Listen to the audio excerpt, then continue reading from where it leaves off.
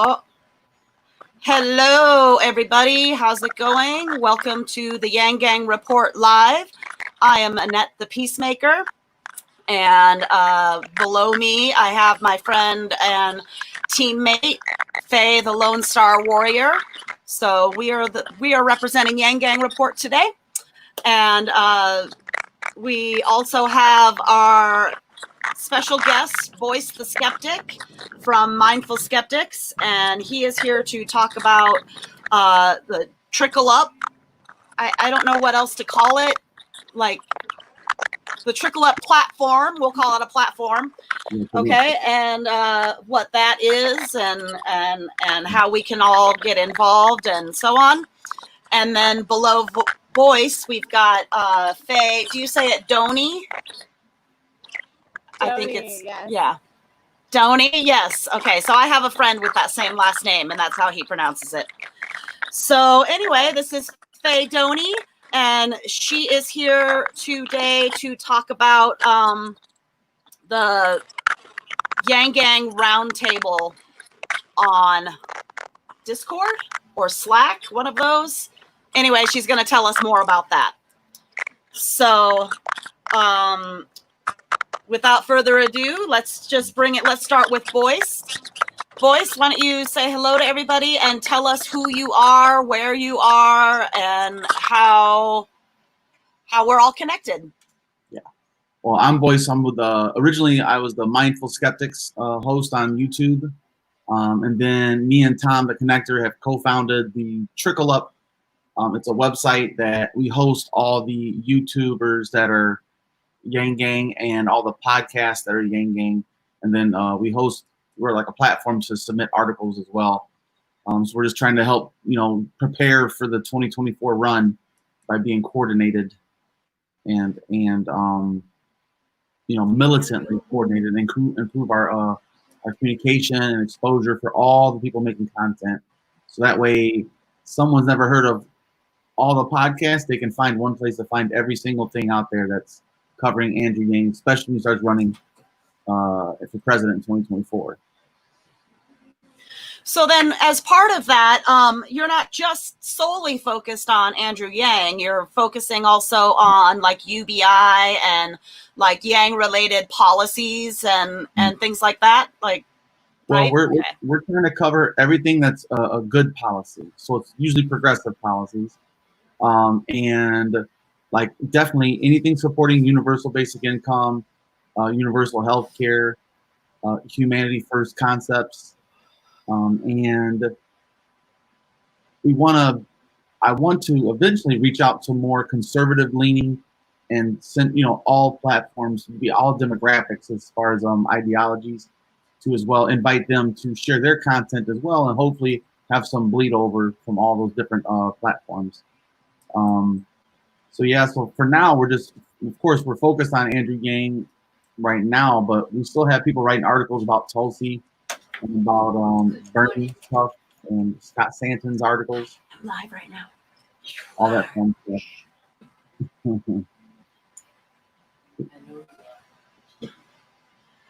Cool. Okay, so Faye has just put up, I see that, Faye.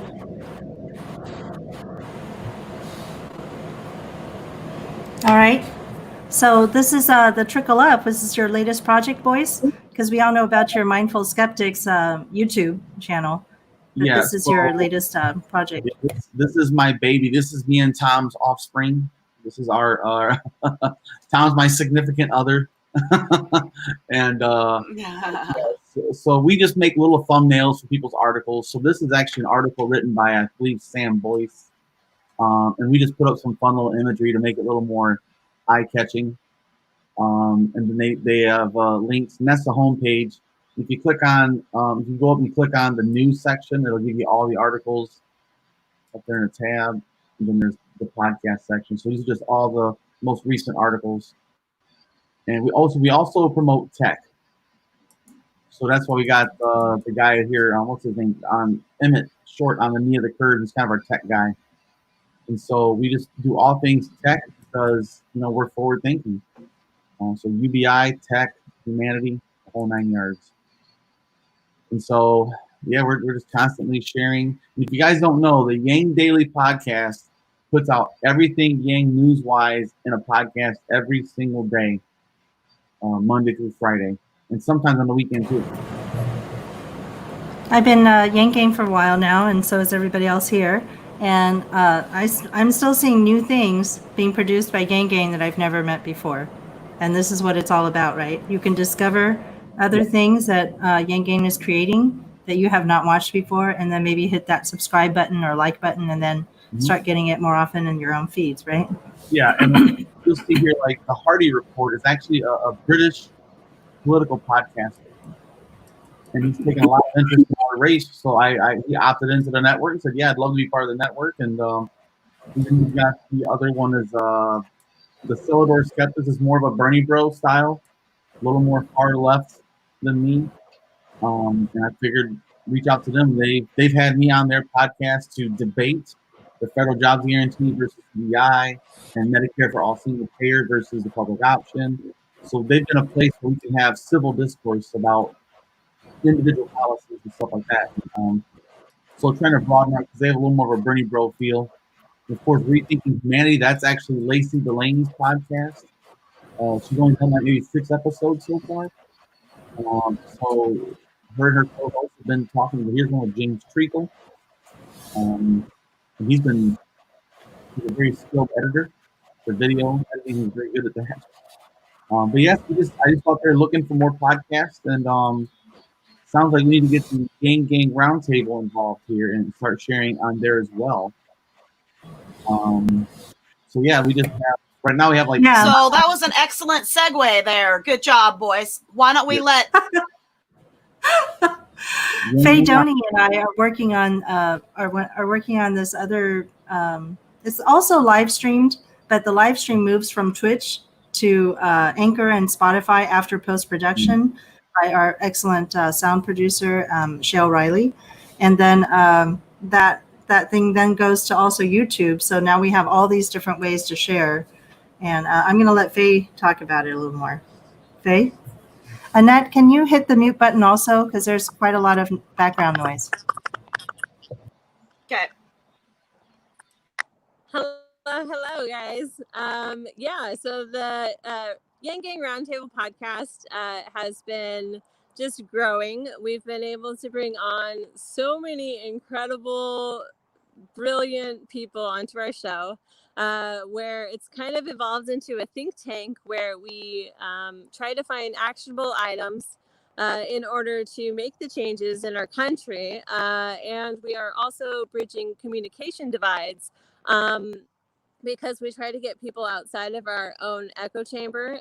So we've had people who've created their own nonprofits. We've had congressmen. We had Howie Hawkins, who's running for the presidential spot in the Green Party. We've had everyday average Americans on. We just try to reach out and hear the stories from the ground level, personal accounts. We've had people on who were part of the protests, and like the day before, and they shared their experience, and so we're also getting people from Canadian UBI movements and the UK UBI movements, and maybe Kenya soon. So we're getting a lot of people on our show, but absolutely, need help getting more eyeballs to witness what we have. But I mean, it feels like the most direct source of news that I feel like I can trust, because it's coming from people that we actually get to ask questions. But we've had Scott Santons on as well. And it's only growing. We would love to get on other people's podcasts if you guys want to hear from us. We love connecting other people. And we're just trying to make the world a better place, one step at a time. Yeah, we'd like to offer some of that great content to Boyce and the Trickle Up, as well as the Yang Game Report Live. We have our live streams, but we need to probably move our stuff onto YouTube first. So. If it's on Spotify, I can share it, and if it's on YouTube, we can share. It's easy. Like all I need is an embedded code from the pod, like if I go onto my podcast thing, it gives you an embedded code, and then I can put that on the thing, and it automatically populates your latest episodes on the Trickle Up. It'll do it automatically, and then we can make a special tweet every time there's a new episode. We can tweet about it and say, "Here, check out the newest episode. Check out the newest episode," and that way we kind of keep growing. Exposure, then eventually become a trusted source to find more stuff for people. Like these types of things that's what I'm doing, is trying to find more. And while we're here, I want to say special shout out to Ching Jewel, man. She's the OG #1. She's at the very first Andrew Yang event in New York. She's been doing it ever since. And I'd love to talk to her. I like what she's done. She's got a hell of a channel on her, but she's done a lot of live streams in New York and stuff, man. She's awesome. But yeah, I see you guys have quite a few episodes on the Yang Gang Roundtable. There's quite a bit. Probably surprisingly, people don't know about it. The problem is we're on so many different channels. I'm sorry, go ahead, Faye. Oh, I was saying we were busy making these videos. Just yeah, go ahead. It's hard to find that balance of creating content, scheduling the next content, and then actually getting it out there. It's hard to. I hope the Trickle Up can be, you guys do your thing, we'll share it. Like help get it on, and we can also help people cross promote each other's podcasts. Be like, okay, you guys looking for guests? Here's a whole list of people that's in the network. We can just reach out there everyone and say, hey, anybody want to do a blah blah blah on this day or something, and it goes both ways, of course. And so we've got this public group now, and also page that Faye is going to be in charge of, the other Faye here. And she's going to have she's going to eventually be posting our podcasts as they come up, in case that this is a way you like to get your notifications for people who actually are on Facebook. So almost at 100 episodes? We have a lot of episodes. I don't know now, but I think Ariel is also on our podcast as a regular speaker. We actually have a team of about 15 people who come on regularly. And then we have special guests that come when we are able to invite them. One of the things we're most proud of on that particular podcast is we were able to get an invitation to go to Congress from Tim Ryan, Congressman Tim Ryan. Yeah. And we're still working on that. I think Angelo Mendoza is one of our regular speakers and also on the National Slack. And he and Hannah Wan are also one of our regular speakers. So the two of them are working on getting Yang Gang to Congress. So yeah, and that's kind of the. We have also been trying to. Oh, sorry. Okay, we've also been trying to get on candidates that are trying to run on UBI, and we created a super PAC for people who are wanting to run on UBI on the other side of the docket, and that way their excuse is not that they can't afford to do it, which is some people. It's more of a, here's your opportunity, let's work on it and get this done, because we all need to team up. That's what it boils down to. And I think we're doing really good at trying to infiltrate of sorts to make sure the real people's voices are heard, So was Fred the Felon already writing before you got him to put his information here? Because I noticed his Medium articles here. Yeah. Was he already doing that? No, that was his first article. And we put it on Medium, and we shared it through here as well. And made him a nice little thumbnail. I want to know whose idea it was, because it turns out that Fred is a really excellent writer. Absolutely. He's a wild card, but damn it, when he's focused, he is dangerously sharp. That's the best way to describe my boy Fred, man. I love him to death, but damn it. I mean, who knew that he was going to be such an excellent writer? And I saw what he wrote. He wrote up something for the Yang Gang Goes to Congress, and I was like, Wow, I didn't know he was going to be even. I mean, he's supposed to be trucking. That's his job. You're not supposed to also be a great writer too. Yeah, he was actually down for 2 weeks. His truck broke down in Montana, I think, or North Dakota or some shit. So he had to go fly home and do nothing for 2 weeks. He was freaking out. Come on, I think you got stuff to do at home. All right, when you get home, I got stuff to do. All right. Yeah, so we're always looking for podcasts, YouTubers, and especially writers. Man, we want original content, and just to help cross promote and grow. Because I think ultimately, what's going to happen after the general election's over? People are going to write documentaries, or they're going to make documentaries and write books about this election cycle. I want them to come to us and say, okay, we want to do a whole day we want to schedule a tour, if you will, of all the people in the network, and we can set that up and just be, okay, you can go on, Mindful Skeptics, Gang Roundtable, Kai, Paget, Tom, Nerds, just kind of set it all up, and we can schedule like 30 days worth of promoting from one day of work. And we can actually tell everybody, okay, here's the schedule. You put yours out today, you put yours out tomorrow. We can all work together to help this person get as much exposure as possible for their book, their movie, stuff like that. That's what I think we can provide in the near future. In the 2022 election cycle, everybody comes to us, get all the interviews set up, and connect with all the Yang Gang at once in one place. We can do that. We can help everyone with their schedules, and have a calendar made for every channel to be like, all right, here's the person. Ooh. Oh yeah. Ching Jewel, just send me the link, man. I'll put it on the website on the homepage and feature it. That'd be awesome. Very nice. Is Ching featured on your the Trickle Up yet? No, I haven't been able to contact Ching yet personally. I always ask permission. I don't share people's stuff without permission. All right, make sure you get in there. Maybe she's here on Facebook with us, so sometimes you got to put a little messenger attention to our friends. So I see here you have like this share button, and wow, you have every single kind of thing you could share to right here. Yep. Only thing I don't have is a damn search bar. I gotta go find out how to do that. Yeah, as we were talking about how if you have people writing for you on a daily basis or a weekly basis, and then somebody wants to find something they wrote, it's actually hard to do that right now. But we're gonna work on that and get that function on there. Here's a caveat: I do home care physical therapy.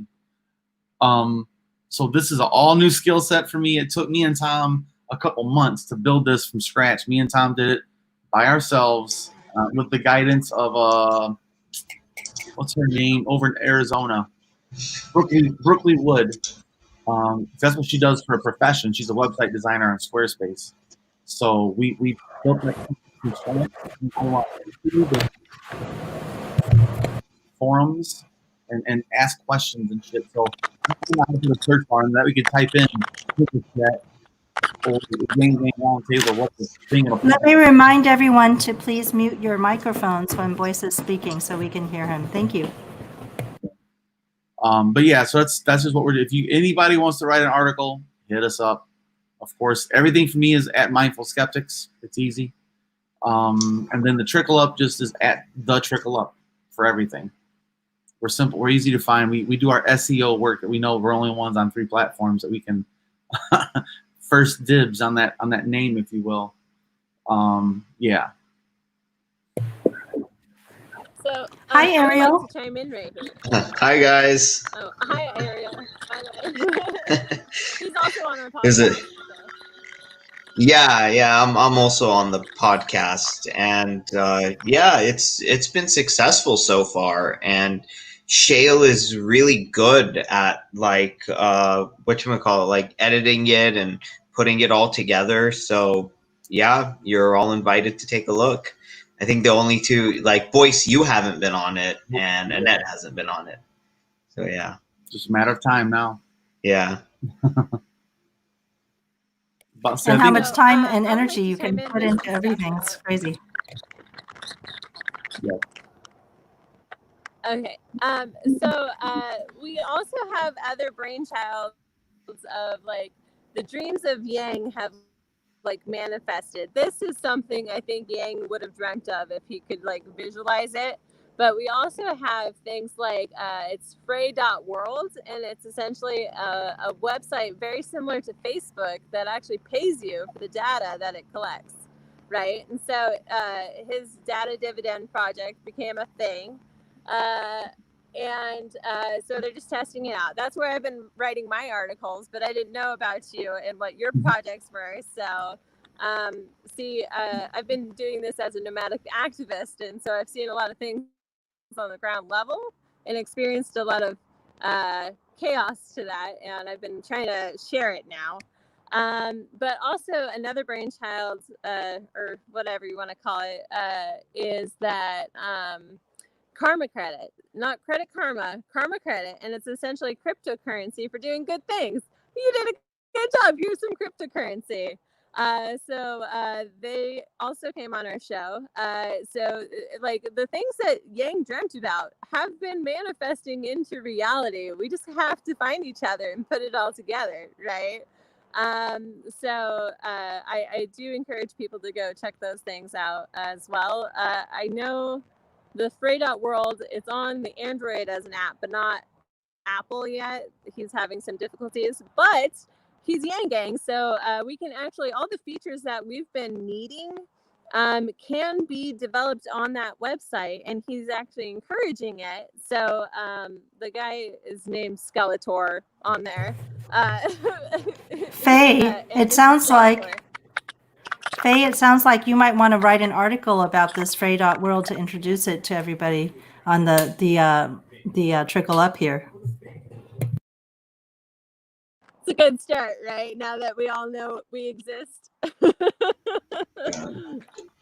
I mean, you know what's really stupid? Like, with half of the country unemployed, and then someone at CNN is like, you see what this money is doing, Yang? Now employers are having trouble getting their workers to come back to work because they're making more on unemployment. And then Yang is like, well, you dum-dums do realize that I talked about universal basic income all the time. So just give them the money anyway, and then they'll go back to make more money. It's like, they're so brain dead. It's unbelievable. Ariel, are you going to put your revolutionary? Is it revolutionary thinking? Yeah. Are you going to put revolutionary thinking on the Trickle Up? Yeah, for sure. I just had a hour long, I don't know if any of you seen it, a conversation with somebody who studied neuroscience. His name is Richard Massey, and he talked to me about why people are like this, why people are so in their bubbles and so tribalistic, and how do we work around that? Because if you come at them like this, nothing's going to get accomplished. You have to find some common ground first and work your way through that. There was an amazing YouTube video, it wasn't mine, about persuasion and when Mr. Rogers went to Congress and how he spoke to convince someone to do what he wanted, because it's not about winning the argument, it's about winning the person over. And we have lost that in our politics. If we can understand how do we win a person over instead of winning an argument, we're going to be unstoppable, you know? I think that you're talking about, is Massey from Houston, Texas? Yes. Yeah, the one that we had. I invited Isn't that him. Massey? That's Massey Branscombe. Yes. Okay. He came on my channel. We had like an hour long talk about like how like the mind actually works, because you know influence is all about psychology, and it's not about like brute force and like forcing your ideas like upon other people, because that's just going to get them to either like go in within themselves or retreat, or just to like lash out. It's like, how do we not do that? And it's amazing that like I see so many people like not understanding this when it's just like out in the open. And I think that's the reason why Yang got so many people from across the political spectrum. What other Democrat had so many former Trump people come on their side except Yang? I can't think of one. I cannot think of one. That's it. So Massey Branscombe is also, I think, on the interim board right now for the Humanity Yes. First Movement Slack. So they're having their big volunteer meeting tonight. So if anybody wants to show up at that, hop onto Slack and find out how to join the meeting. I think it's at 7:30. Yeah. And you know what we should do? 7:30 Like, meeting. I had an idea, like inviting the people who are the big Bernie bros to come on and just to have a conversation. At least that way we can get some of their audience, like maybe going on the Young Turks or Pac-Man or, whatchamacallit. I don't know. Well, I also want to say, RIP, man, because the Bernie Bro people lost a big time influencer, Michael Brooks. He was very well versed on foreign policy. That was his expertise, and the guy was solid. I didn't agree with his conclusions, but I definitely agreed with his conclusions. He went there with rational thought and cognitive or civil discourse to get there. He wasn't some psycho spewing into the internet. Right. Discussions. And it is hard to get on channels as big as Young Turks. And, we gotta build ourselves up. That's true. I mean, Kyle Kalinske has 800,000 subscribers on YouTube alone. Yeah. We got some work to do. Well, And I there think was we could help somebody who is already built up in our group. Not me personally or a specific, one of us, but maybe we could help Scott Santons get onto some of these groups so that he can speak with them. Right. We have to work as a unit. That's really smart. Like strategize and everything, and plan it out, see how it works, and then the data we gather, we can see like what worked the best, what worked the worst, and then just like push forward, as like this collective, and it's just a matter of time until we get things accomplished. I just wanted to correct a mistake. The 7:30 call is tomorrow on Sunday, so I was confused. Okay. Sorry about that. Go ahead, Boyce. I was just saying, I really think that Scott Santons is the perfect person representative of the Humanity First movement, period. I think he is bigger than Yang when it comes right down to it, world stage, because he gets, I don't know if you guys realize, he gets invited all over the world to be on discussion forums about ending poverty, homelessness, and starvation, like food depravity, and universal basic income, of course. But he's been in, I think the recent one is he's on a UK discussion panel, and the United States or the United Kingdom is now talking about doing a UBI. Australia already has one. Canada already has one. The Netherlands, all the Norwegian, the Scandinavian, I guess you'd say, countries have it, because he's been on all these discussions since 2013. Yeah, for 7 years he's been doing this. So if anybody's earned it, it's him. And I think if we could all work together with him and say, hey, we'd like to see you on Kyle Kalinske, because Kyle Kalinske does support universal basic income. That'd be the easiest way to go. We all decide, we're gonna spam the ever living shit. Yeah. We're just gonna bombard him. He's gonna get like 500 alerts in about 10 minutes. You know what I mean? And that is effective because when that conversation happens, all 500 people all 500 who spammed him are going to bring ourselves to watch it, plus whoever else we know. And let me just say this also, like, I thought that this was a thing happening in the campaign, and you can correct me if I'm wrong. I think the Yang Gang kind of had like a cool kids table and like the others. We're the cool ones, and these are like the people that they're not. I think we should stop that. Like there should be no like even the person with like the smallest YouTube channel should.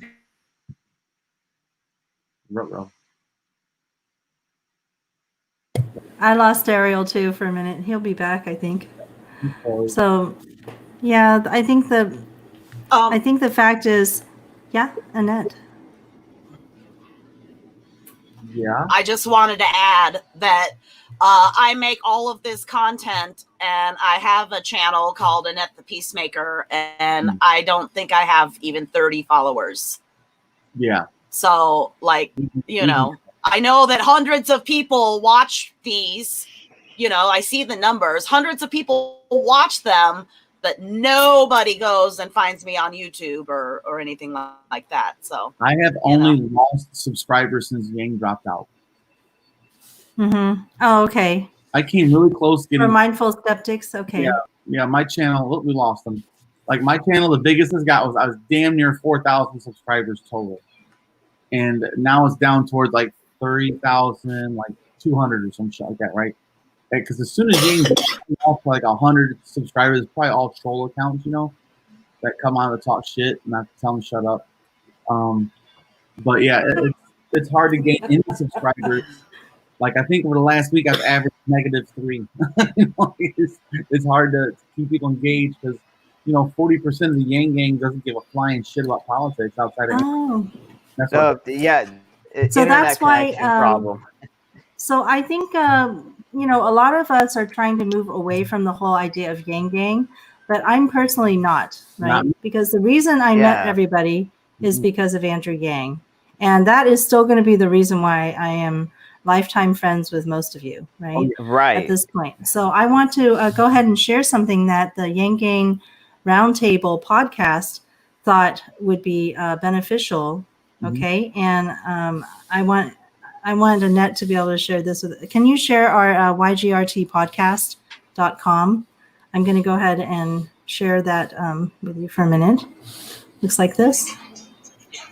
So this is our you hear my ringtone? Yeah. Yeah. So our Yang Gang Roundtable podcast decided to make some art for ourselves, right? So that we would have our good logo. And we actually went with a Yang Gang artist who I saw making a logo for you, Boyce, the day that you were shaving your beard or the day before. I can't remember. Ryan Odagawa. Yeah.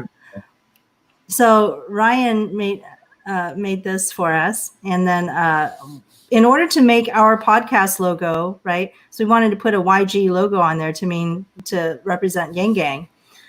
We realized we didn't really have one throughout the campaign. We just used the words Yang Gang. And so we decided that this would be the most natural one. And here we have our gift to you is you can go ahead and download this from our website. All right, go ahead and save that image, right? And you will have it too, the YG logo. Now it looks like this because it's got a transparent background, so you can put it on anything. It's going to turn out white if it's on white. If it's on black, it'll turn out like this. So anyway, I want to go ahead and offer that to anybody who wants to represent themselves as still Yang Gang after all this time, because I feel like that's my home still. So. Well, and I actually started an LLC called the Mindful Skeptics Productions. I'm actually going to make a clothing kind of thing where I'm going to do. So the Yang Australian made the bold letter math hats, the big ones, and he gave me permission to do it because he shut it down. So he had some family illnesses he had to take care of with his family, and so he stopped his business. And he gave me all his files on how to make that and sent it to me and said, "Hey, mate, go have at it." So the Yang Australians math hat will be coming back out, and I got permission from Humanity Forward to put Humanity Forward instead of Yang 2020, put Humanity Forward logo, and then the other side where it said the Progressive Bird, we're gonna put the Trickle Up Network. And I think if we could put the YG on the back of it, because I'm gonna have flex hat. Yeah, so we decided that we would just open it up for everybody. Anybody who wants to use it, we're going to put it on the Humanity. We changed the name of the old fan base. What's the new name now, Annette? Our new name is now Humanity Forward. No, I still get it confused. Humanity First. You're muted. Humanity First, a new way forward with Andrew Yang. Isn't that correct? So we decided to go with a new name for that because we had originally the name was something like Andrew Yang 2024, and we felt that was going to be, that's too far in the future right now. We was- have work to do right now. We want to be losing people right now. Yeah. Oh Yeah, yeah, yeah. we can't wait until 2024 at all. There's so many like Congress candidates running right now. Like right now their elections are coming in like a week or two and all of these things. So like we have no time to waste. Especially now these unemployment benefits are going to be like what Congress is doing and like, you know, yeah, it's a mess and we have to be proactive in fixing it. Yeah. So you guys, as I was saying with the thing about like the cool kids table, like let's not have that because like that's ridiculous and like we can't be creating like hierarchies and cliques within the Yang Gang because that just looks ridiculous. I think it's like everybody deserves a chance to like speak their voice and be acknowledged. And a lot of people like when the campaign ended, it was like they were just chasing clout and just wanting it for like the viewers and the subscribers and for their own egos, and then they just jumped ship. And we don't really want people like that either.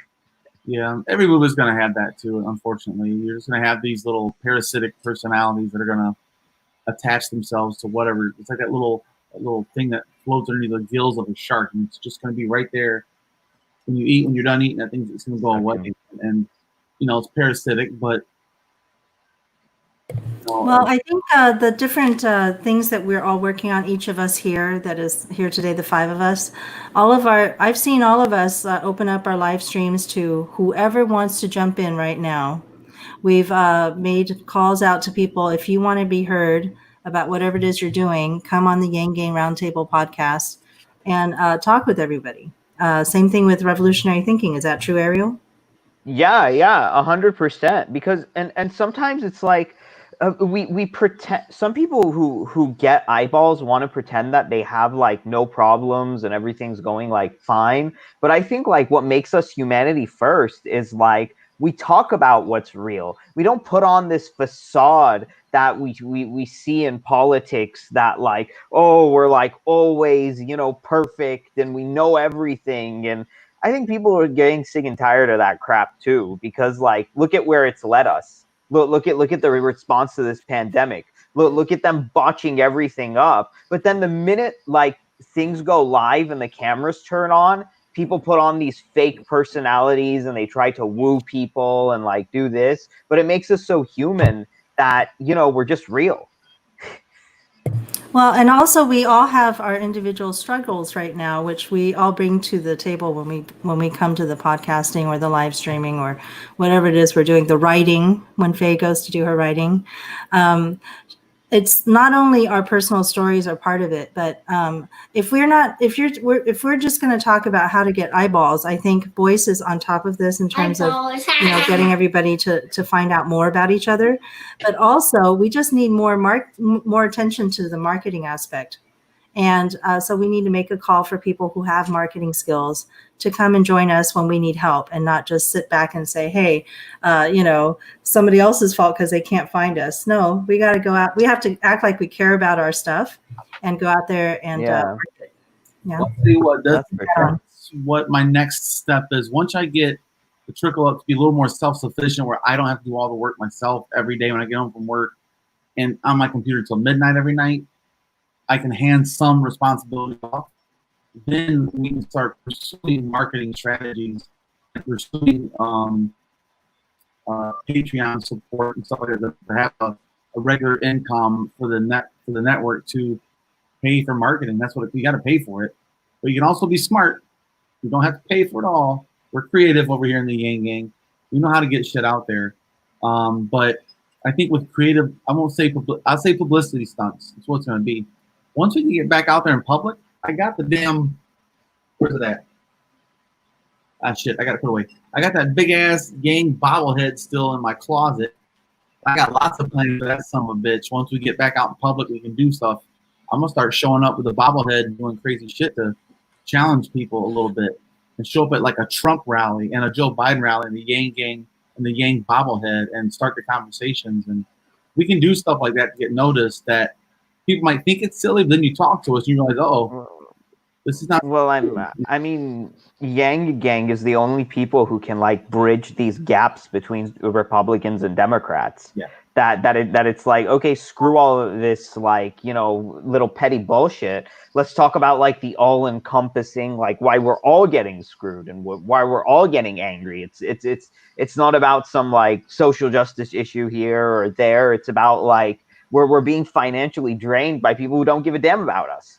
And like and then we're being made to kind of like fight each other when they just sit there back there like having their popcorn watching us act like dummies and just siphoning all of our money. And then once that clicks, like there's no going back, at least. Yeah. Hopefully. But yeah, marketing's a big deal. So are you saying we are still like the marriage policies of the Democrats and Republicans? Oh, yeah. She said, did you hear that? Oh, wow, that's phase. That's wow. Yeah. So we're kind of like the ambassador. Yeah, it's something there. It sounds like it there's some kind of insect, some kind of raccoon or something like that. Yeah. Okay. So I'm saying we are the ambassadors for the Democrat. You know, when I was younger, I always loved it when I would introduce friends that I knew like between each other, either online or in real life. I went like hosteling in Chicago and I made really good friends with one person, then really good friends with another person, introduced them to each other. And then they got so friendly with each other that they even forgot about me. And I said, like, it's really fun. And I love doing that. And I think that's what we can do for these opposing sides that seem to kind of like be at each other's throats all the time. And like when I because I came from the Trump side, so I know how it feels that they think that they were being economically left behind, but at the same time, like they weren't like racist or angry or anything like that. So when we come together on these key issues and it's like, hey, we're not so different. You just like it when people are getting along instead of like unevolved monkeys throwing feces. But that's what our politics has evolved into. Yeah. See now, and I didn't realize you were a Trump supporter or a Trump person until right this second, and never in a million years would I have thought that based on the displays that other Trump people, you're not like them at all. And so like, it blows my mind sometimes that like some really like kind, thoughtful, intelligent people, and then they say that, well, yeah, I voted for Trump, and I'm like, what? Right. Well, what? you not that I'm mad about it, but it's like those people exist, is what I'm saying. Right. People like you exist in the world, and we need to be more aware of that. Right. And it's also like with Bernie people too. But the thing is this: what gets the eyeballs? Not when people are nice to each other, but when people are at each other's throats. So people watch legacy media and then they go like this, oh, I'm for mine, screw the other people. And it's like, no. We need less of that. And it's funny, but like when the Yang Gang infiltrated that Trump Facebook page, it's like you couldn't even talk to some of these people. Forget about the people who are so far gone that all they want to do is beat their chest, scream at you, and throw their feces, and concentrate on the people who are on the fence and who have an open mind, or who are less like that. Because I don't know what it is, but sometimes people are so attracted to the ones who are beating their chests and the ones who are throwing their feces, wanting to change their opinions. But that's totally the wrong approach. We should go after the calm people who are on the fence and who are open, but that doesn't get the attention. And that's a bigger problem within our culture, but I think we're seeing that as we go along. Yeah. Okay. So yes. A phone taking thing earlier today for a candidate, which I think is freaking brilliant. I didn't hear anything that he just said. Can we mute our mic so we can hear Boyce? Thanks. I was just saying earlier today at, I think it was 1 o'clock or 2 o'clock p.m. today, Eastern, Andrew Yang and, damn, I can't remember the candidate's name. Shit, I can't remember her name, but he actually did a live stream phone banking with her, and they had like 30 or 40 people join them and actually do phone banking for one candidate. I think that's the kind of thing that Andrew's team needs to keep doubling down on. That's their strength, is having Andrew lead the way with action, not just a tweet. And I know it's hard for him with his time restraints. He's got a family and he's has a lot of plates in the air spinning, you know. But when he does little things like that, I think that really re-energizes people. I think we all should be following his lead and maybe doing some live stream phone banking for candidates. Like pick a candidate and say, okay, I'm gonna make 50 phone calls today for this one candidate, and just live stream it and do it, man, and invite people to come out. I've done that before with me and Kai did that once. Well, actually a couple times. That's kind of me and Kai's thing for a while there. I just call him and text him, hey man, you want to do it? And he's like, let's go. And you just get on there. Then all of a sudden other people would do it and we'd send the link, they jump in. We had like 6 people at one time, all phone banking for candidates or making phone calls. You know, you figure in an hour, I think I did like 60 calls in about 90 minutes. A lot of them are busies or phone voicemails, but you got to get through those to find that one little nugget here and there. You got to make 30 phone calls to get that one good conversation. And so I think that really helps. I think it's a good idea that we could hopefully inspire others to do the same thing and be like, hey, just so you know, there's still stuff to do. Not just bitch until November. Do something. Stop bitching. Shut up and work, you know? So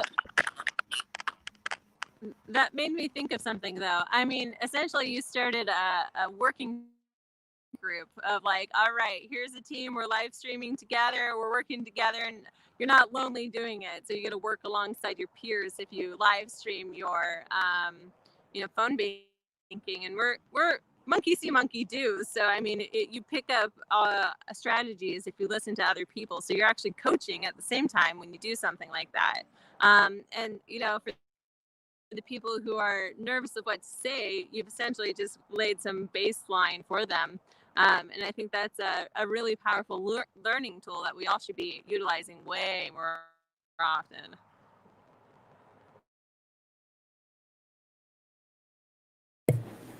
So the Yang Game Roundtable should be going live soon because they're about to start a discussion today with someone. Ariel, can you find out for us who is on today? Yeah, the one in Pennsylvania who's running as a Republican, but he's pro UEBI. But Jeremy said that he's going to be half an hour late today. Oh, okay, so we're good. I was gonna say, like, if they were starting now, we could just turn them on and like hop into their Twitch for a minute and see what it's like to live stream on this side. Right. Oh, as a viewer. That would be pretty interesting. Yeah. I'm always concerned, like, are they going to actually pay attention to the live to the Twitch stream if people are making comments, because we haven't had a lot of participation in that. So I think that's a sort of an experiment is on Twitch, where there's a gamers platform, and trying to get people to watch politics on a gaming platform is kind of interesting. But it could take off. You've got to play games and talk about it. That's just the way it is on Twitch. You have to play a game, and then you can talk about politics. None of these kids are going to join in to hear no bullshit about politics. Most of them are the younger generation too. That's why, like Zach and Matt show, Matt does well there because he's freaking 21. He knows what they're looking for, and so he'll sit there and eat a Subway sandwich and talk to people on Twitch.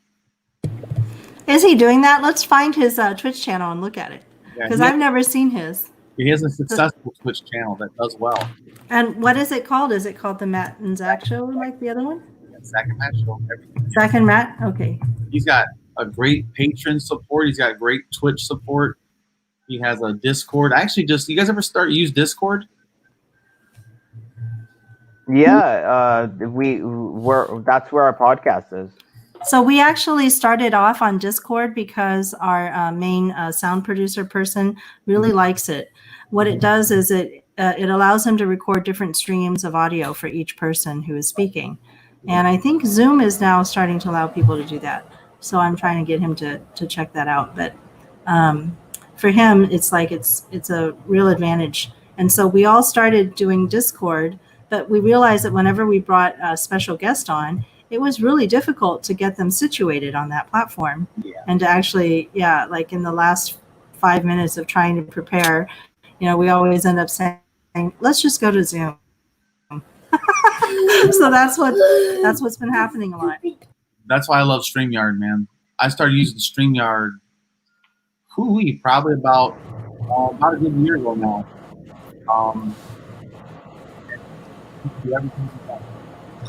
It's a beautiful.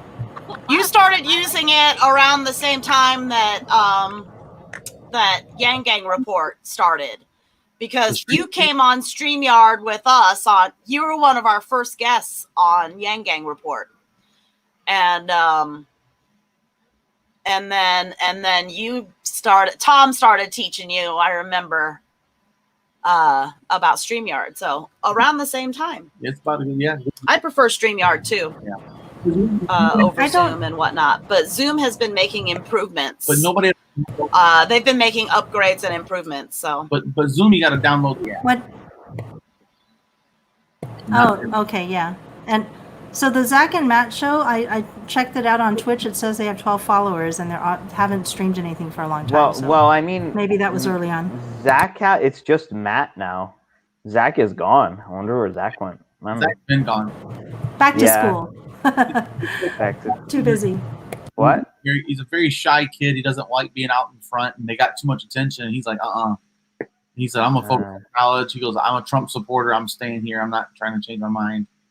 And so he just kind of doubled down there. Right, yeah. We'll get him out there. The Yang Gang, we got a lot of introverts, man. I learned that the hard way too. Holy shit. Holy crap, that was a rough learning curve for me, because I'm the exact opposite. I'm out front and like, hey, hi, I'll yell, roll out, I don't care. And I had a young lady hyperventilate on me in the car on the way to be a damn precinct captain, and she was having a goddamn panic attack. Right. Well, I think like this is like, I don't know, within American culture, it's so lifting of extroverts and kind of like that personality of like, be the go-getter, hustle, put your face out there, be your own brand. But it's like we can't. How can I say this? Like, that's not for everybody. Right. And I think a Yang presidency would acknowledge that not everybody wants to, like, because if you don't want to be a super extroverted, this is me, this is my brand, and this is who I am, it's like you're punished for it with like not getting enough people looking at you, not getting enough sales. Just look at the explosion of all this like online guru salesman stuff that we have out there, all these different like information products and digital learning products where they're all like, you don't want to be like this, don't you want to sell all these things? And look at how much hustle porn we have in this country. Just like hustle every day, I'm hustling and I'm like getting money and this, and not everybody is made for that. It's like, enough. But no, it's like the American way, out there, hustle, come on, do it. It's like, okay, at a certain point, like, shut up, leave people alone. I think that's why platforms like Twitch do cater to the younger audience, because you don't have to look at nobody; they're looking at your screen. You can get out of the spotlight. You don't have to show your face ever if you don't want to. You can just share your opinion, talk to your people that are watching, or invite people on and interact that way, and you don't have to put your face. I think Twitch is really good for that. And the exact opposite is that other stupid one. What the hell is that dumbass app where everybody's dancing to music all the time? TikTok. Yeah, TikTok. TikTok. Kai Watson is fucking killing it on TikTok. Oh man, do you have him on you've got to put him on the Trickle Up. He's not doing any content for politics. But I see. Yeah, We got to convince him he needs to have a little wait, stuff we need. Faye, he's building it up, and then he's gonna unleash the floodgates when he gets enough people, and then he's gonna mention Yang. They have 600,000 subscribers on TikTok alone. Yeah, and I'm very concerned about how right now we are participating in all this anti-China stuff, and TikTok is being caught up in it, because the real problem is that these are all young people using it, and so like if we're not present on these young people platforms and we're not showing them that it's cool to do politics, it's going to be not cool to do politics for a good long time. It's going to be decades before they get activated into government and governance and like solving the problems that Well, I mean, I think that's why we find ourselves here, because so many people have been so unengaged in politics that the politicians that we have has just been like doing whatever the hell they want. They're like, hey, no one's paying attention, so let me just like collect all this taxpayer money and like waste time on this and say it's the poor's fault that they're poor because everybody's was into their like fantasy football and like, I don't know, reality TV shows and paying attention to like all this unimportant stuff. And they're like, I don't have time for politics. I don't have time. Well, you don't have time. But let me tell you something. You may not be interested in politics, but politics is interested in you. And people are finding that out right now in the middle of this pandemic real fast. Well, I have, for example, a mission supposedly to help our local, Carolyn Salter is running for Texas 5 in the congressional district to become, a representative in the House of Representatives. So, but she's wanting to help find younger people. But everybody in our communities, when you talk to a younger person, they say, "I don't do politics. I don't do that." It's like you said, it's a waste of time, and it's not cool. It's something that causes, division and strife, and if you start talking to people about it, they just want to shut down. Like they don't want to talk about it. Right. Yeah. So, for sure. And they're so busy making money, they don't have time, to be losing their money making days, right? To stuff that doesn't pay them. Right. So, well, you see, it's like we got a chicken and egg situation over here with like the freedom dividend would help with that specific problem, but for it to help them with that specific problem, make a change in their lives, they have to get involved in politics. So it's like putting the cart before the horse. Yeah, it's kind of crazy. And Yang Gang, but we don't create that. But Faye, I think could you that's better. We don't create that division and strife and all of that stuff. We come together, but people don't know that, the Yang form of politics is a form of politics that's like happy and fun and cool because of politics in general. But when we show that to them, they change, and I've seen it firsthand. Yeah. Yeah. Okay. Let's give Faye a chance to say something here. I think that's why she unmuted. Yeah. Okay. All right, sorry. I'm trying to like use my phone too, and it's like being obnoxious. But anyway, so okay. the thing is, I got derailed. Okay, what was the last thing we said? I'm so sorry. I was trying to talk about how to get young people involved now, because we're not on TikTok. In fact, the Texas Democratic Party has officially said we're not going to do anything on TikTok because of this China issue, which just, I feel like that's just a racist thing, because every single one of these platforms we're already on is taking all of our data and selling it, and would give it to the American government at the drop of a hat. So I remember why I wanted to speak up. Okay, so I used to volunteer for an organization called the League of Minority Voters. I worked directly with the executive director, and I learned a lot about like civil rights leaders in our country, and like he would do the civil rights awards or something. Anyway, so he would give out awards to people. I think one of them was John Lewis, actually. but he didn't show up. They just played a video of him, you know. But the thing is, that group also helps fund speech and debate, right? And people who were involved in the speech and debate team thing, they kind of found their people, but more so, they were able to find their voice, right? And so they all had 100% graduation rate, and they went to college, right? Because they finally had a little passion, and they felt the confidence to even say something, right? And so we need to look for organizations like that who are helping incorporate at a very human level. They were also creating STEM on wheels. So essentially science, technology, engineering, math on wheels. So they would bring them, I don't know if they've created it, but I saw them in the working progress of getting it built or planning it out. And they wanted to go into low in neighborhoods with these vehicles to essentially help bring the sciences to people who can afford it, right? And that was probably my first introduction to like, wow, we could actually make a little bit of change in this country, you know? And I got to work with these people, and it was very fulfilling. And, you know, they would be able to give speeches in front of people who were running for office.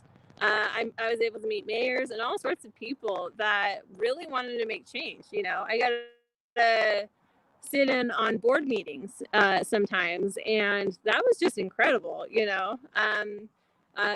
But I don't think I would have thought some of the stuff now would be possible if I didn't volunteer first. But I mean, it's hard to volunteer if you can't feed yourself, right? Your bandwidth is distracted, you know, and we need more organizations that can actually get funding so they can get these programs out there, right? And so, I mean, if we even just pulled our money together to help create these kind of machines, like literal whatever manifestations, to start these organizations' visions to becoming real. I mean, if we can dream up Disneyland, we can dream up a better country, guys. Like, that's incredible. Why don't we try? And we could be behind it all.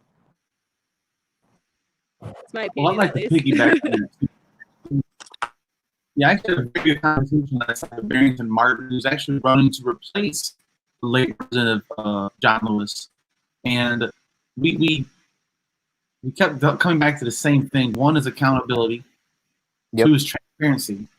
But three is how do, like Faye was saying, how do you reach lifelong conservatives, not the radical Trump supporters, because you really can't. You can't fix stupid. I'm just gonna say it. So you just don't waste energy on these fucking idiots that are the culturally loyal to the person. They're not loyal to the pod. They're loyal to the psycho. So it's really, I'm not going to waste my energy. Let's put it that way. But there are people like Errol was saying earlier that are open-minded, and the only reason they voted for Trump was the fuck it vote. Whatever. I don't like either. I had the fucking vote, except for I voted for third party. I'm no different than Ariel or Russell or Fred or anybody else that voted for Trump. I hated Trump's guts before he ever got into politics. I thought he's a shyster. He's a racist. I saw this because in my area we have a big Native American population here. And in 1993, when I graduated high school, our local Pokagon tribe was recognized by the federal government as a sovereign nation. And so I learned a lot about Native American struggles and stuff like that. And I saw a video of Trump in like the 1989, 1990 timeframe, because he was struggling and, you know, going bankrupt. And he was complaining because the Native Americans were getting these better deals, he called it. They're getting breaks and stuff with tax breaks. And he came to Congress and they're like, Mr. Trump, it's not that they're getting they have a sovereign nation status. They don't have to pay the same taxes you do. They're a sovereign nation status. And he goes, well, you know, some of these Indians don't look very Indian to me. You know, like he said shit like that in the 80s, way before he thought about being president. So I had a special kind of hatred from him for 20 years building up. But to reach conservatives, you have to talk in the terms of conservationism, of political and social stuff. So a conservative wants to keep things the same that work. Conserve what works. Well, I always go back to the Constitution, and then what we are they call inalienable rights: life, liberty, and the pursuit of happiness. Now we can make UBI apply to all of those. Oh, hey, Faye's got to go. Faye, do you want to say anything before you take off? Give you a chance to say goodbye.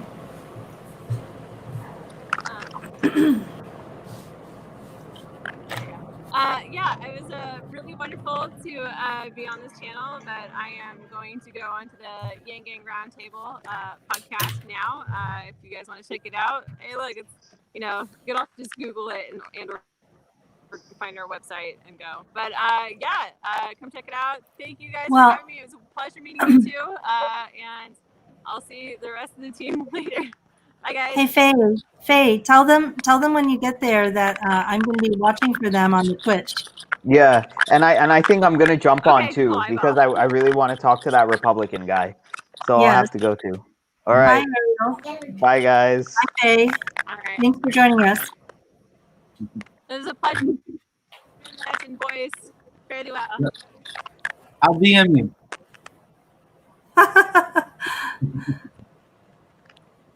So yeah, if we start up, they put themselves on Twitch, then we can turn them on for a minute and surprise them. But I think it's important to find strategies to reach across the aisle. Even though I'm not even a Democrat. They're a private business, so fuck them, honestly. Personally, but to reach a conservative, you got to make it about what's important to them. Right. So life, liberty, and the pursuit of happiness. So to them, life means abortion, right? It's not kind of bullshit. But you got to find a way to not let them focus on things you disagree with. Focus on what you agree with. Yeah, life to you is pro-life. I'm pro-actual life, not potential life. Like, my daughters are alive today. They have more rights than a potential life in their wound. So it's their body, it's their choice. It's none of my damn business. But so that's one way you can say, you know what, we disagree on that. That's fine. Let's move past it. Liberty. We all want liberty. So then you can talk about the other stuff with the freedom of speech and the smart gun laws and the privacy protections we need to talk about, and term limits and anti-corruption, getting money out of politics. That's how you get the conservative. They go, whoa, he has all those policies about that? Okay, cool. Then you get them on the, I call the ringers the pursuit of happiness. Because to me, can you pursue happiness if you don't have your basic needs met? Absolutely not. I've lived that life. I grew up like that, where you weren't pursuing happiness. You're pursuing survival. And if you're surviving, you're not pursuing. Boyce, do you consider yourself a conservative politically? And I, if it makes sense, I agree with it. I could care less who brings it up or who proposes the policy or whatever. What I am is a constitutionalist. It's there for a reason. Freedom of speech is freedom of speech. Freedom to peacefully protest and not have the government sick private entities on you to get you off the streets, man, that's ridiculous. I have a real problem with the federal government overstretching their boundaries. I think what I think we need is an updated Bill of Rights, personally. I'm actually be talking to William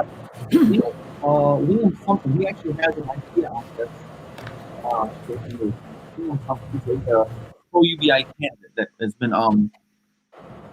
picked up by Humanity First. He had the idea of two of us of a 21st century Bill of Rights to say, okay, let's take the first 10, or let's take the Constitution and update it when it comes to technology, Second Amendment, and privacy and data. All that stuff needs to be included in the new documents that is an amendment, if you will, to all the other ones that says, hey, freedom of speech is now in a gray area when it comes to social media because they're not a quote unquote media company. So they hide in this gray area and they make money off of suffering and division. Well, let's fix it. The Facebook isn't the problem. It's our stupid law. They need to hold them accountable and not give them this avenue to rip us off. We've created this system. So I'm more of a traditionalist when it comes to Constitution, and the problem isn't the people, it's the law. It's the system that we put in place. The 13th Amendment should be abolished. Period. The 13th Amendment was written after they freed the slaves. Think about it, because they wanted to keep slavery in jail. So they'd arrest them, and then they can have themselves some slave labor again. So I think all these things need to be reconsidered. And so that's why I'm a little more independent, because some Democrats have a good approach and some conservatives have a good approach. But I voted both parties, so I'm not loyal to either party.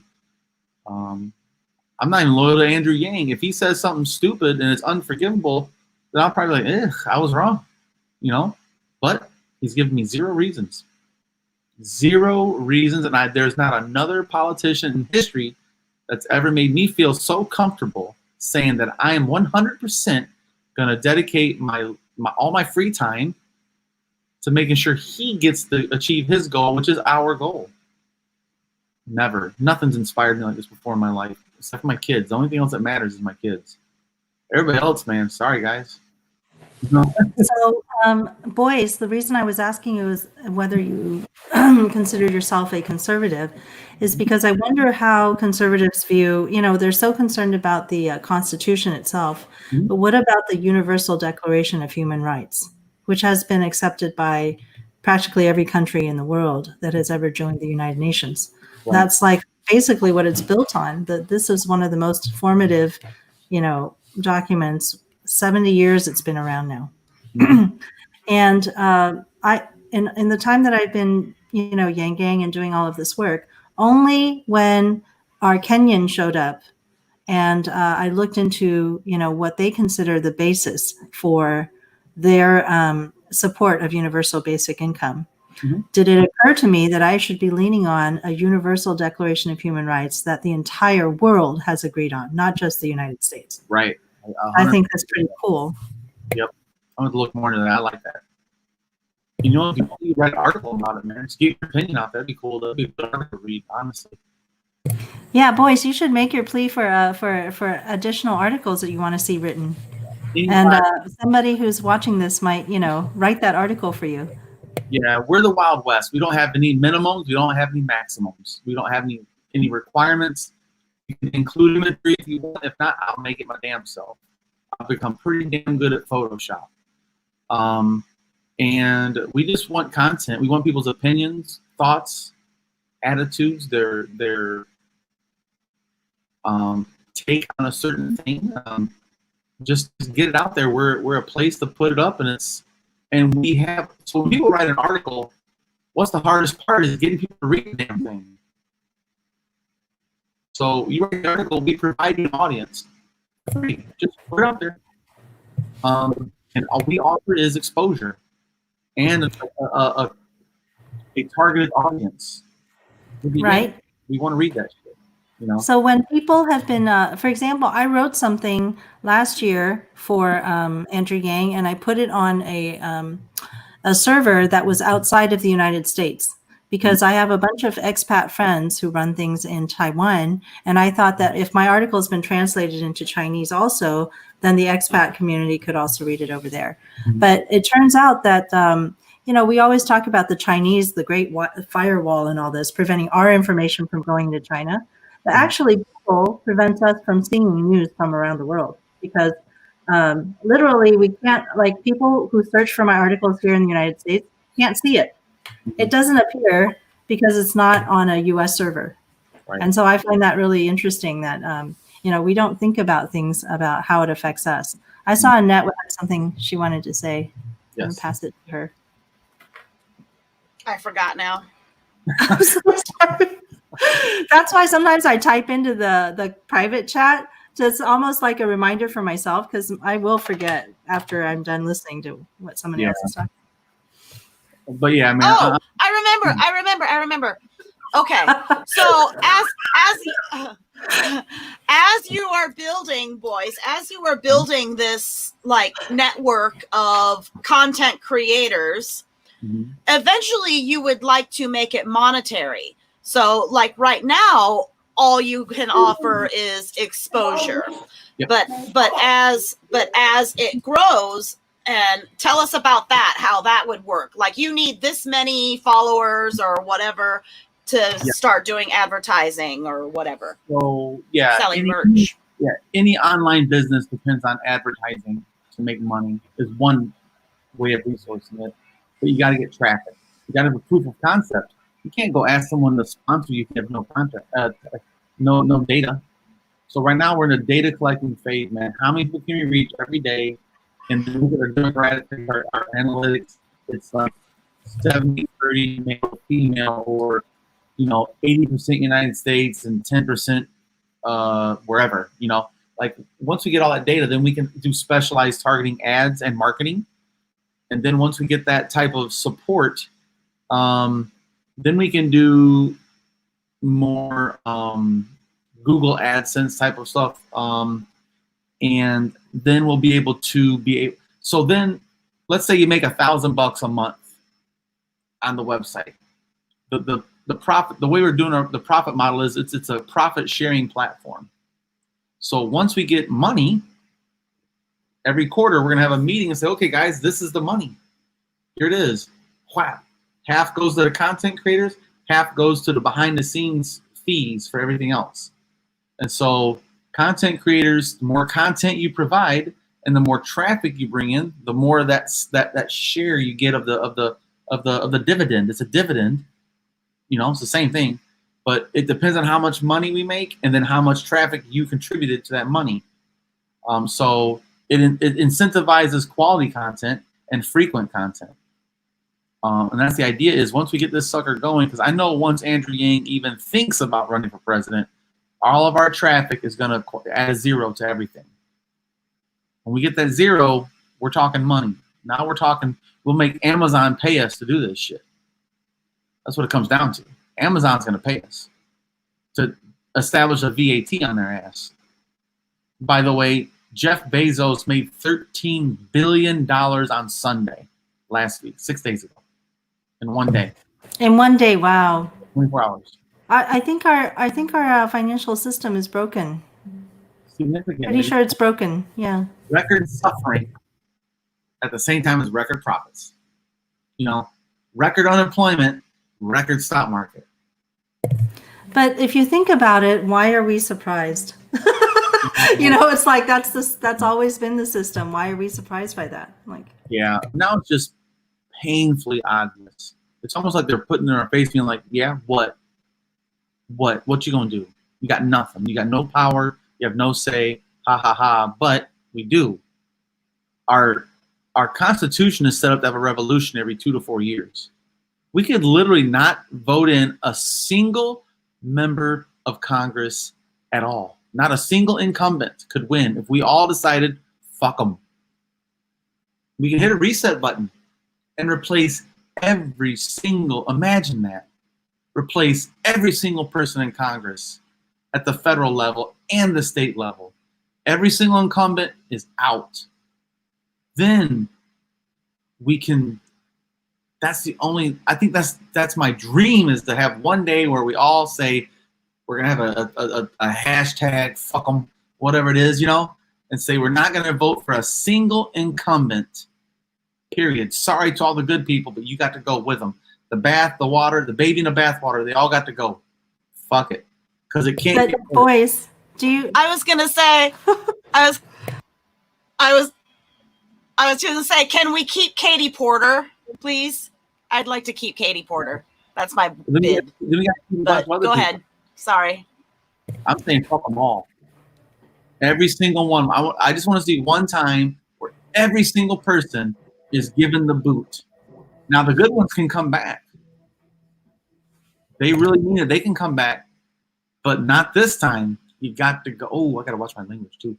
But we've got to get everyone out and put them in check. That's a to a great power move by the voters to say we're not going to do it. Kind of like I looked at it as like insurance. If everyone in the United States decided, you know what, I'm not paying my car insurance, I'm not paying my home insurance, health insurance,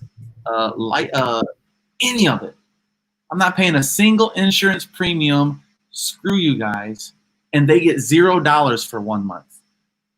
Guess what's going to happen? We've now unionized. And them suckers got to come begging us for business. Like, we're not going to pay $500 a month. I'm sorry. We're not going to do it. You know what I mean? Like, we could do that, but it's very hard to, in a divided country as we are, the divided states of America, to do anything like that. You know, but it's possible. So I remember a time when I think a long time ago, like 2013, was the year when I was having Zephyr, and I went to go live in Taiwan. So I was in Taiwan, and I remember the government was shutting down, and I was like, "What? You know, not how can the government shut down and not pay people? Not pay people, like not." That's just ridiculous. And I thought to myself, what is going on? And so I went online like everybody else does, you know, let's read about this. And I discovered that the Queen had once shut down a government that tried to do this before by basically firing everybody in Parliament. That was the Queen did that for Australia in 1975. Wow. And that was the first time I remember thinking to myself, I wish we had a Queen right now. The Queen just walks out and goes, flex, get out. I like that. But we can be that queen. We have that crown. It's right here. Right in Andrew Yang. No. So they actually dismissed the prime minister. And so that, like, they just said, well, you know, if you guys aren't going to operate this government, then you're out. And they dismissed the prime minister back in 1975. And appointed a replacement who immediately passed the spending bill. But we've had I don't know, 20 shutdowns by this point now. I don't know how many we have now. But if you look at that, it almost looks like you replace someone with a puppet too. You know, there's some pushback on that. But anyway, that would definitely be a pushback here. But but the government, you know, has no pushback now. I mean, they just shut down whenever they feel like not working. Well, don't forget, they still get their paychecks in Congress during the shutdown. So that's when I go back to the constitutionalist stuff I'm very fixated on. Congress shall pass no law that doesn't apply to them. But they have insurance, and they have a pension. In 6 years, you get a lifetime pension. Yeah, that seems unconstitutional.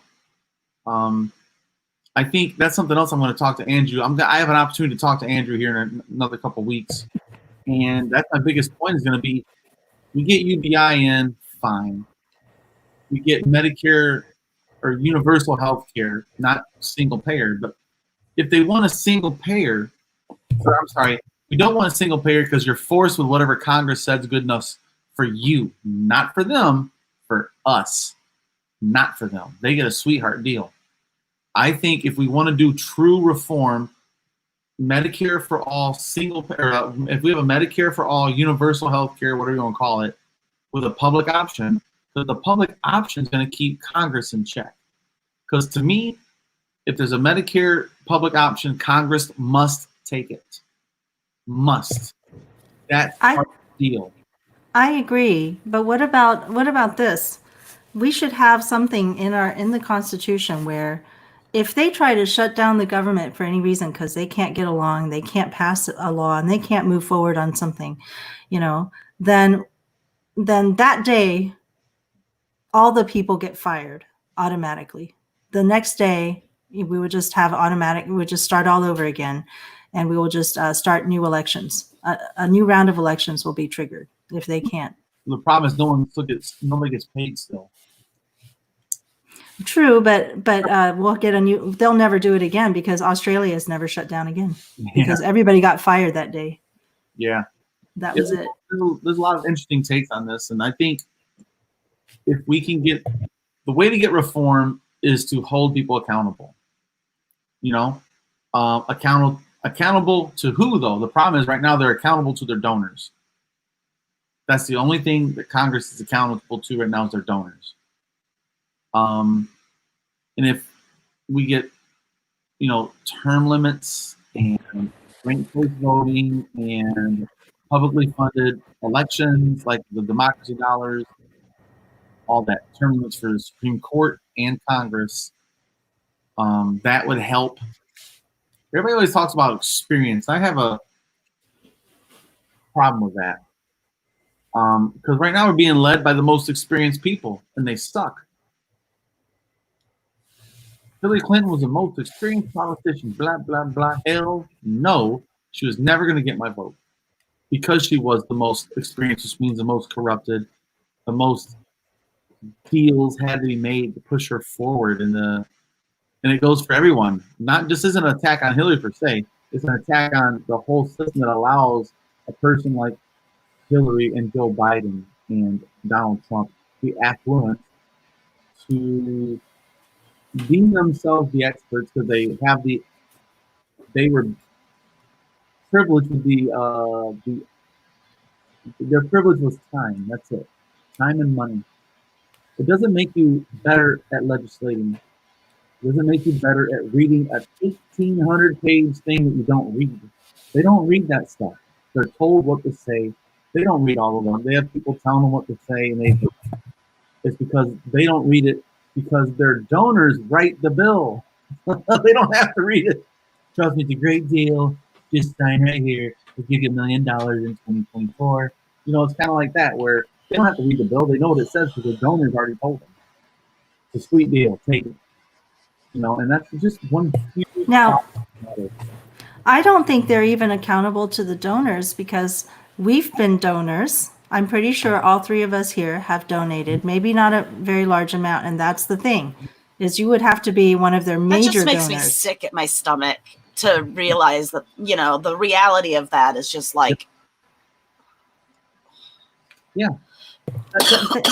They make promises this is what we think of as a politician. They make the promises before the campaign, during the campaign, then they get into office and they just do whatever is going to make them more money during that time. I think if you start a business and you have an angel investor, you owe that investor.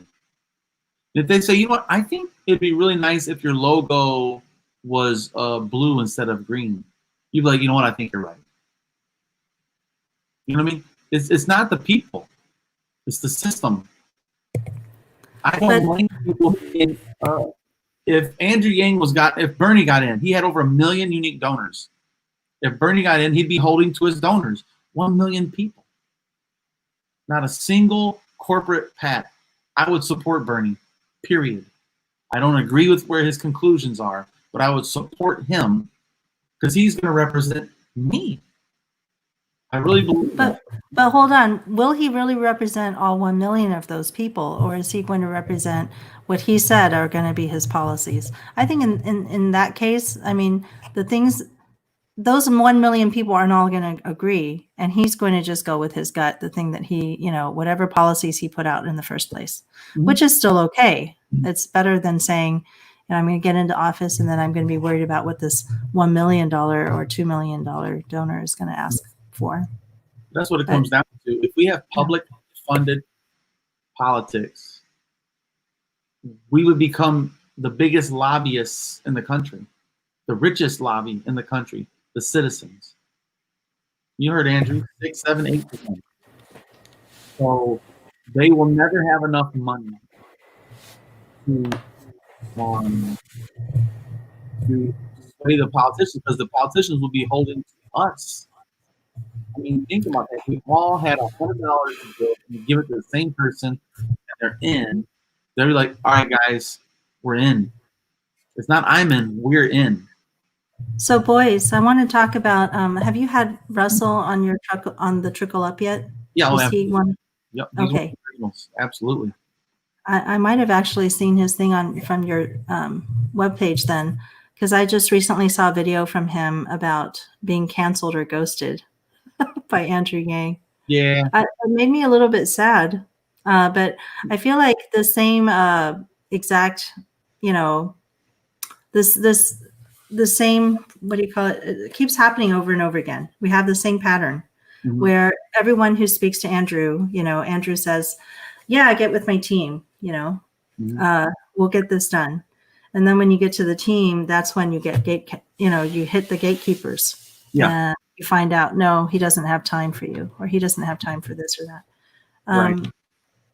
It's very disappointing. It keeps happening over and over. And I'm wondering, it's the same thing. It's like sort of, you feel like, okay, when you donate to a campaign, right?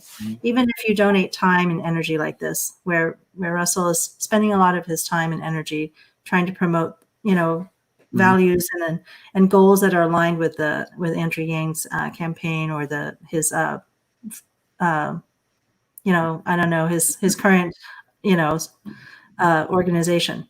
But then you sort of expect something. You want this person to also acknowledge you or do something, but does that really happen in politics? Again, it's like we're talking about right now. Well, let's be 100% honest. Andrew's been on Russell's channel quite a few times in person. And I don't take it personally. I've reached out to Conrad directly, who's in charge of his scheduling. I haven't gotten a response. Like, not even a, hey, we're busy response, just like radio silence. So he's got a lot of shit going on, man. We don't have a clue how busy Conrad probably is. I'm just going to give Conrad the benefit of the doubt. He's doing something good for the right reasons. And I'm not going to judge him because I don't want his job. Can you imagine all of us coming at you, man? Trying to get after Andrew? Oh, my God, that'd be overwhelming. And not just us. CNN, Fox, Joe Rogan, whoever. All these things, man. All these movements. And I don't take it personally when I don't get a response. I just try harder.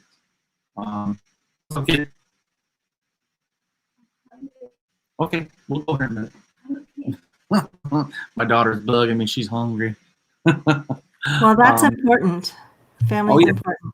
Gotta eat, that's for sure. Let's wrap up then so that everybody can do their lunch. I do want to say this, that I don't take it personally. And I understand here, the difference is I have a full-time job, I have my own home, and I'm financially secure.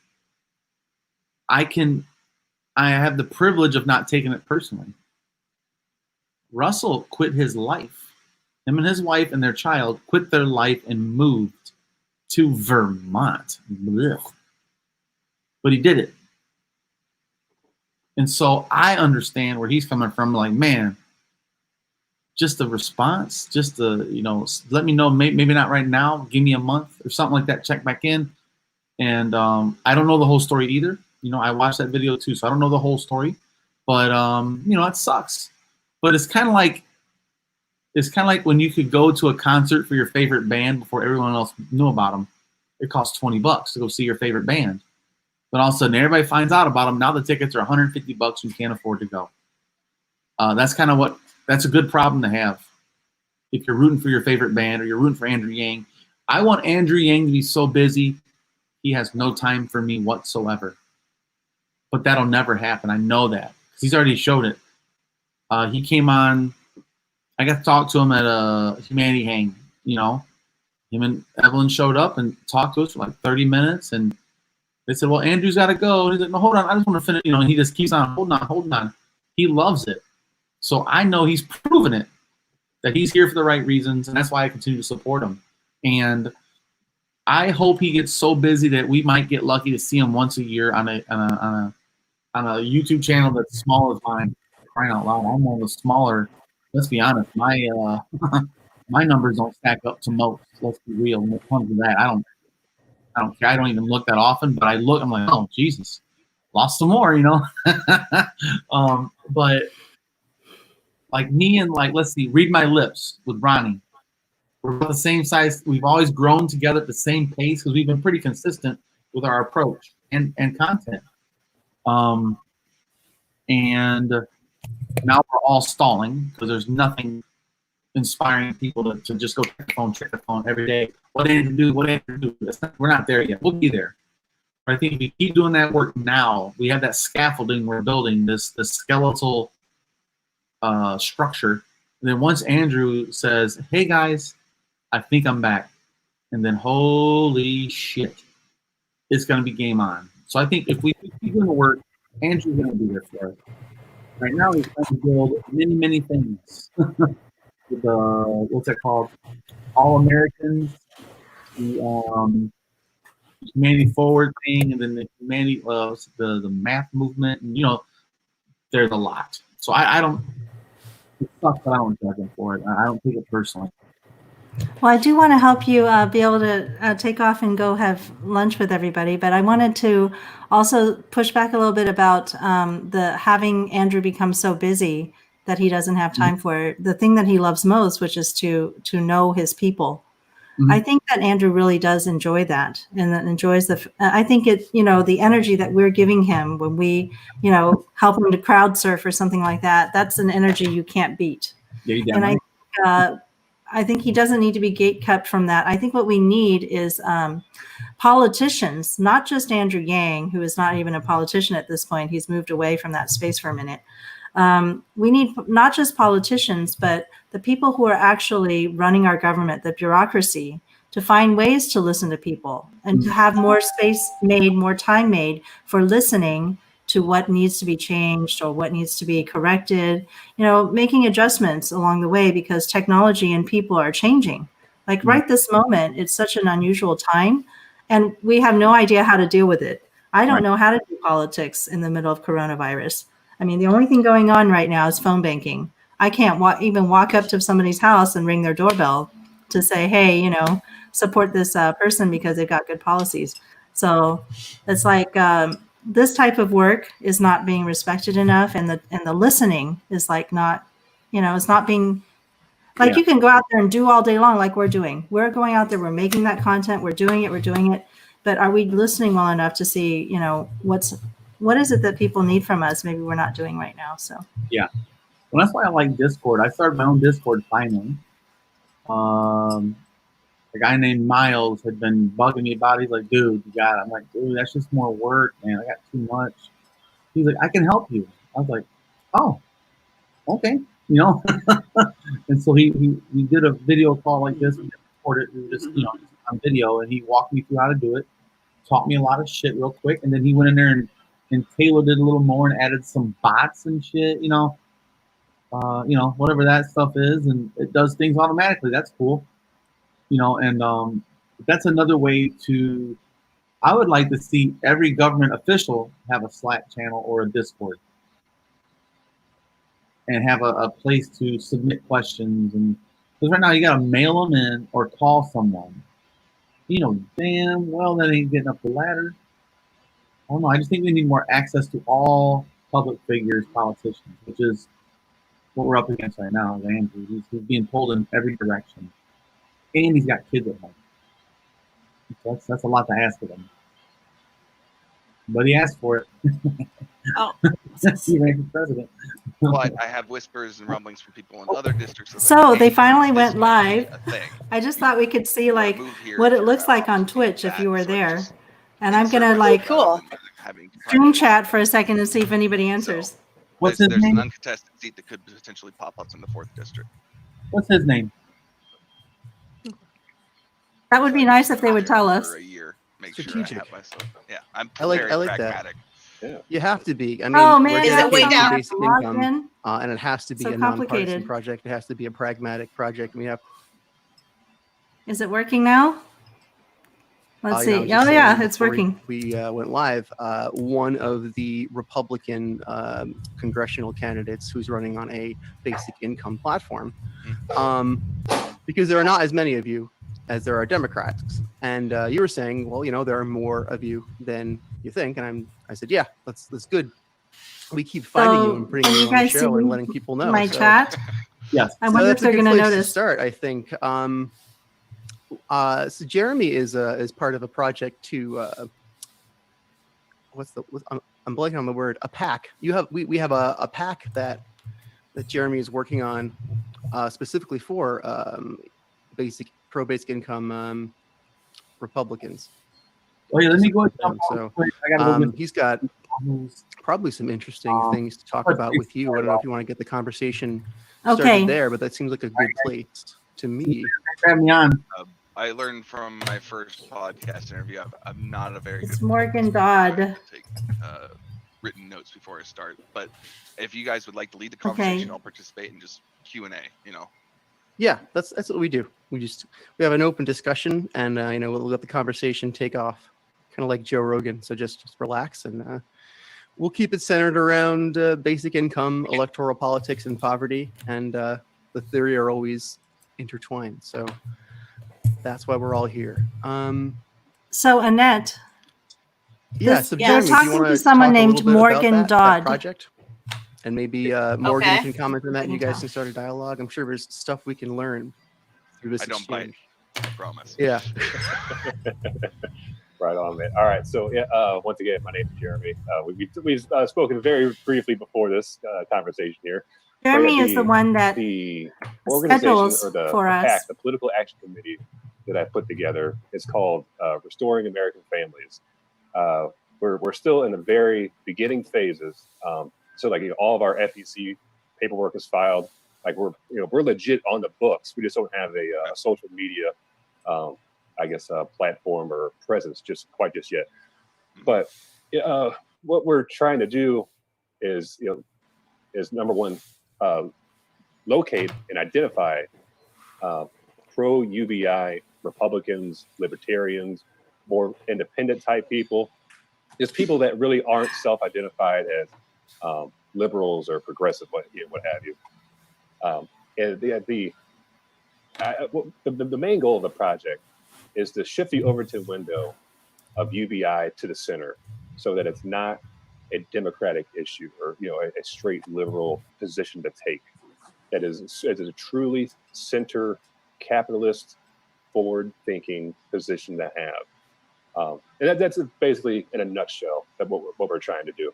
I think also the candidates that we will identify, they will need a boost making their online presence more well-known and accessible. And that's where we plan to come in and help. Mm-hmm. But that's us. That's us in a nutshell. You have described yourself as a progressive Republican. I'm just curious what that really means.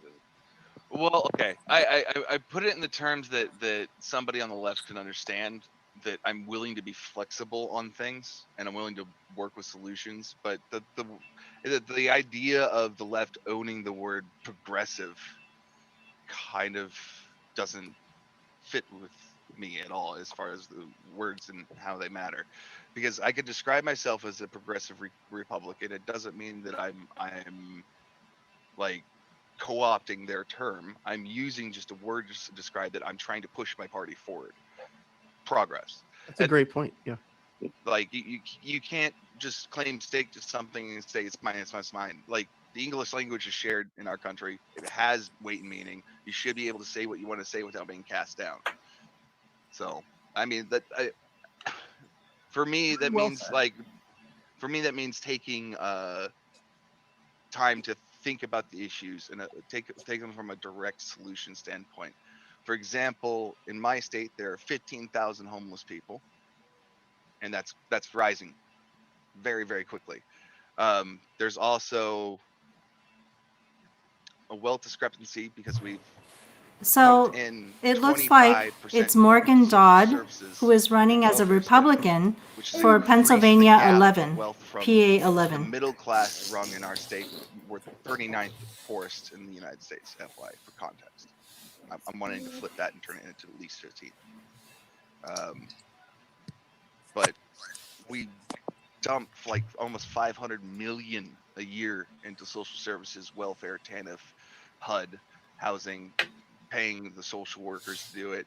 If we were to actually cut that and reduce that spending, and unfortunately it would result in layoffs and everything like that, we have to shrink the government's reach, because if you keep expanding the government on a local level, it becomes a zero-sum game, because pretty soon you're going to start hiring the people that are actually homeless to take care of the homeless. The bureaucratic like monopoly is just getting out of control.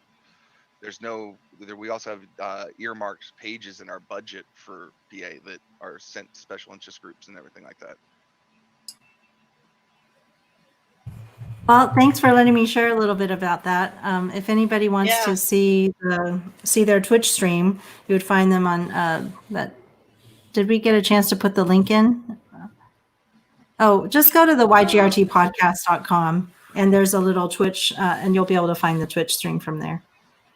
But this is Okay. the person they're speaking to today, Morgan Dodd for Pennsylvania 11, and says he's the pro-UBI Republican.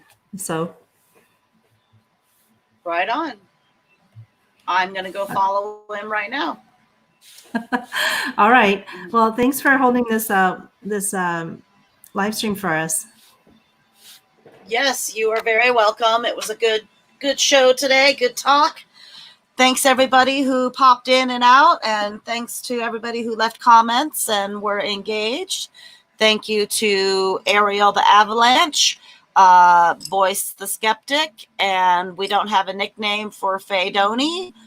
But if she keeps coming back on, we can make one for her. So anyway, thanks everybody. We'll see you next time. I think for Peace. Faye, the natural one for the other Faye would be the nomad, because she's living a nomadic life. Yes. Yes, Mhm. yes. And we don't have a nomad yet. So excellent. All right. All right. We'll see you later, Faye. Have a great day. Bye. Thanks. Bye-bye. Bye.